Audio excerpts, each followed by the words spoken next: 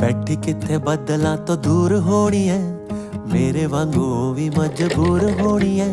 ਸੁਣਦੀ ਤਾਂ ਗੱਲ ਵੀ ਜ਼ਰੂਰ ਹੋਣੀ ਐ, ਸੁਣਦੀ ਤਾਂ ਗੱਲ ਵੀ ਜ਼ਰੂਰ ਹੋਣੀ ਐ। ਪਾਕ ਸੀ ਖੁੱਲਿਆਂ ਫਿਜ਼ਾਵਾਂ ਵਿੱਚ ਜੀ, ਕਾਸ਼ ਕਿਤੇ ਮਿਲ ਜਾਵੇ ਰਾਵਾਂ ਵਿੱਚ ਜੀ।